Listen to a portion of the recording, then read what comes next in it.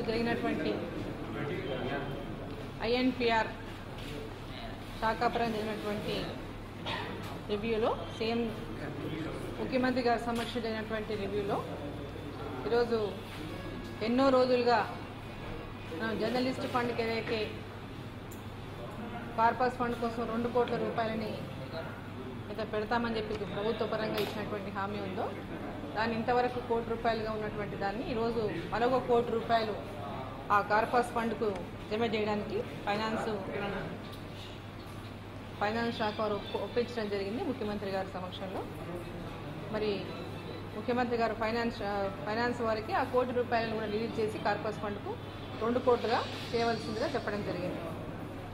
అదేవిధంగా ఉన్నటువంటి ఇప్పుడు పబ్లిక్ అడ్రస్ సిస్టమ్స్ ఏవైతే జిల్లా వారీగా ఉన్నటువంటి సిస్టమ్స్ అన్నీ కూడాను మరి ఎంతో అంటే చాలా కాలం దాదాపు 20 years అవుతున్నటువంటి సందర్భం, పాతకాలంగా ఉన్నటువంటి సందర్భంలో ఆ సిస్టమ్స్ అంతా కూడా దశల వారీగా ఆ యొక్క జిల్లాలో దశల వారీగా పబ్లిక్ అడ్రస్ సిస్టమ్స్ అంతా కూడా మళ్ళీ దాన్ని కొత్తగా ప్రజెంట్ ఉన్నటువంటి లేటెస్ట్ టెక్నాలజీతో వాటిని చేయాలనే విధంగా మరి చెప్పడం జరిగింది. మరి అదేవిధంగా జిల్లా స్థాయిలో ఉన్నటువంటి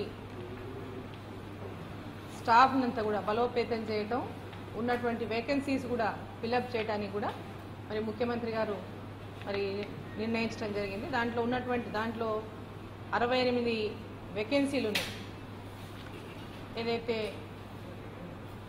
ఈ పబ్లిసిటీ అసిస్టెంట్స్ ఉన్నారో సో దాంట్లో 68 వేకెన్సీస్ ఉన్నాయి. 68 వేకెన్సీస్లో కూడా 50% మరి రిక్రూట్మెంట్ ద్వారా మరి 50% మరి కాంట్రాక్ట్ బేసిస్ ద్వారా అవుట్సోర్సింగ్ ద్వారా మరి తీసుకోవాలని చెప్పి కూడా నిర్ణయించడం జరిగింది.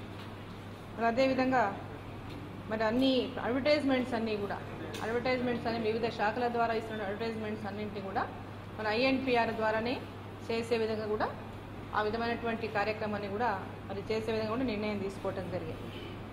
ఇప్పుడు ఏదైతే అన్నీ కూడా ఐఎన్పిఆర్ ద్వారా రిలీజ్ చేస్తున్నప్పటికీ డిఫరెంట్ శాఖల ద్వారా ఏదైతే కొన్నిసార్లు స్వయంగా ఇచ్చినటువంటి విషయాలను ఒకే ఐఎన్పిఆర్ ద్వారానే ఇవన్నీ కూడా ఇది చేసుకుంటూ ఒక ఆల్ డిపార్ట్మెంట్స్ని కూడా ఒకే దగ్గర నుంచి ఈ యొక్క త్రూ ఐఎన్పిఆర్ నుంచి ఈ యొక్క అడ్వర్టైజ్మెంట్ సిస్టమ్ జరగాలని కూడా నిర్ణయించడం జరిగింది.